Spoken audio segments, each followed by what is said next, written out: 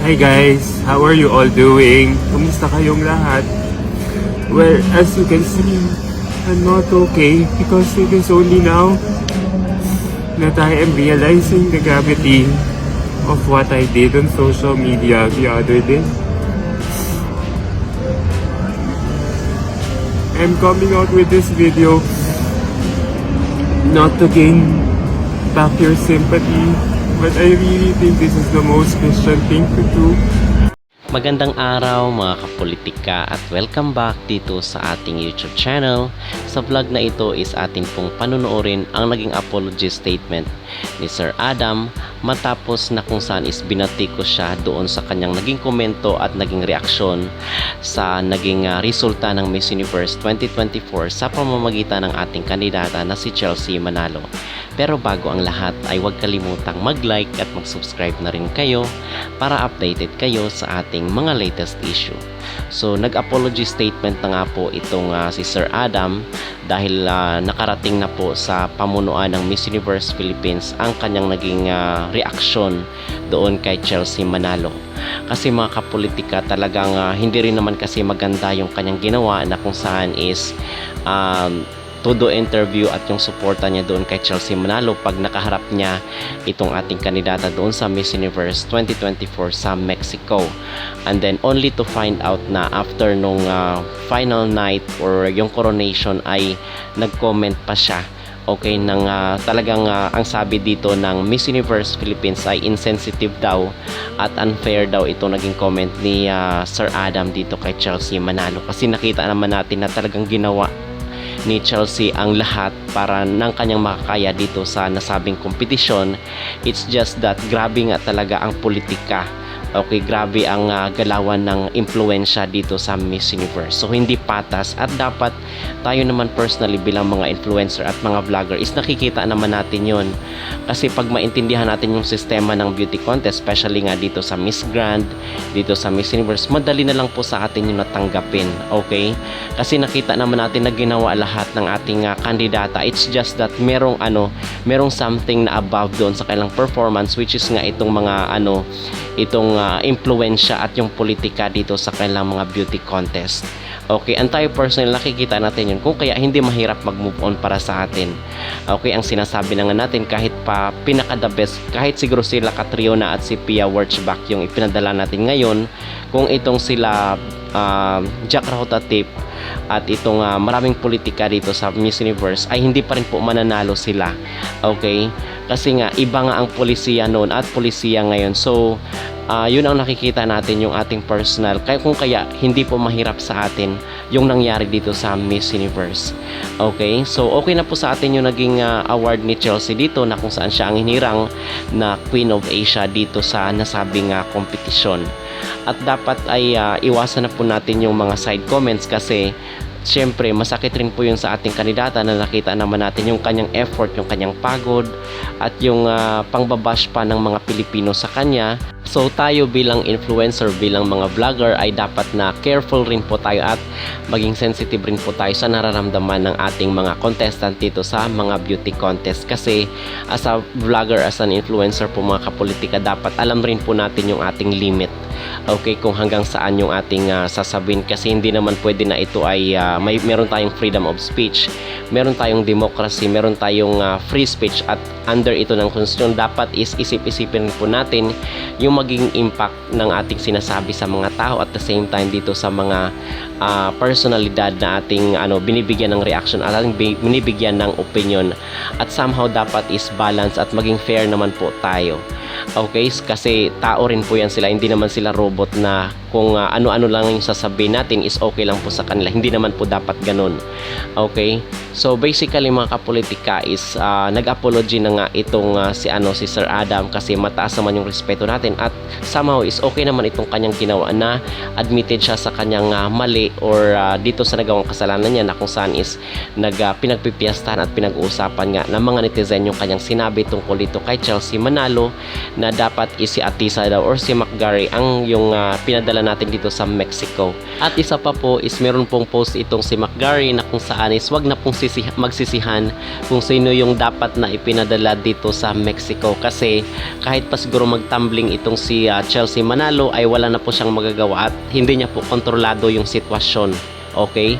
So, hindi niya hawak ang panahon at pagkakataon dito sa nasabing beauty contest, mga kapolitika. At nakita rin naman natin na ginawa niya ang lahat ng...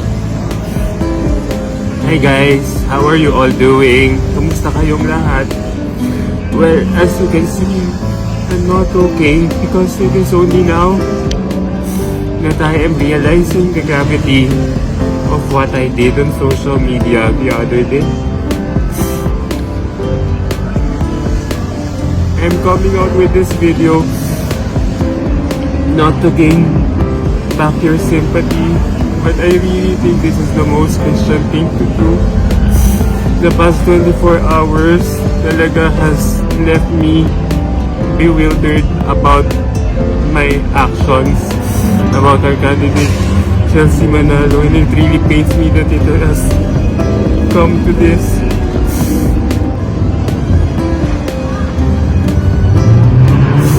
Chelsea, I'm really sorry about what I said about you. It was never really my intention to really hurt your feelings, nor your teams. Kasi you've worked so hard to be where you are right now, and it's really painful that I am pictured as someone who's belittling all your efforts since day one.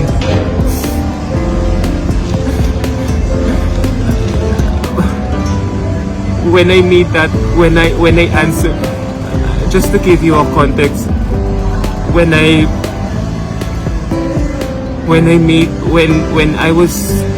answered that question in a live chat session with my followers on my YouTube account a day after finals, I simply responded directly to the question I was asked.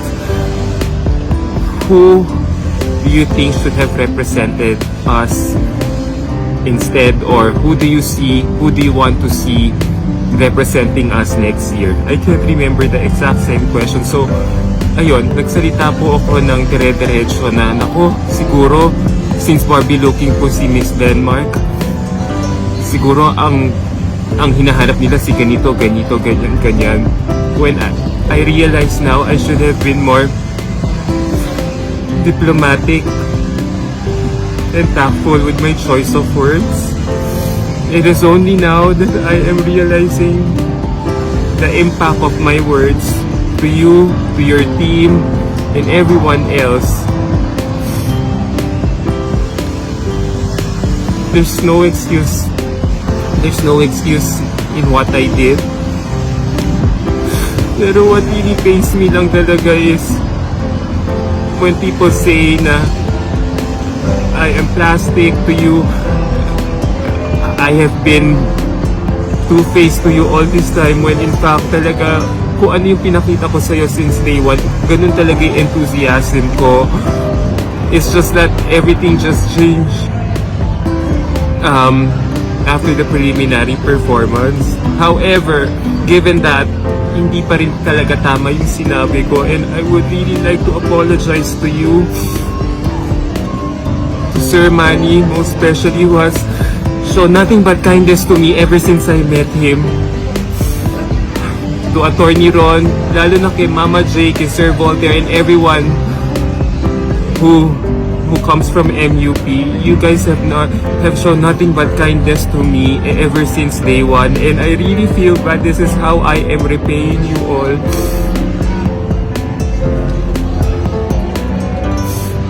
Hindi ko talaga alam how I will still make up for this. As it is, I have no more excuse, but all I want to say is I'm really sorry. I want to seek for all your forgiveness. Alam ko masama pa loob nyo sa akin and that's understandable. Kahit hindi nyo na ako pansinin habang buhay, okay lang talaga. But I just want to really say sorry because I hurt all your feelings and it was never my intention to do so. I should have been more careful with my choice of words. It's only now I am realizing that. I don't know kung kailan ako matututo, kailan ako I will keep making mistakes. Pero rest assured, pag nagkamali ako, I would always want to be corrected. I am willing to subject myself to rebuke, correction,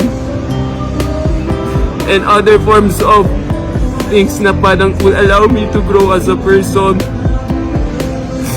This is not how I wanted to end my Miss Universe coverage here in Mexico City. Pero please, from the bottom of my heart, accept my deepest apologies. Hindi ko talaga kayo gustong saktan. I will accept all the consequences of my actions, most especially to Sir Louis Heredia, who has really believed in me since day one. I'm grateful for people like him who really check out, who really have the best interest in my heart.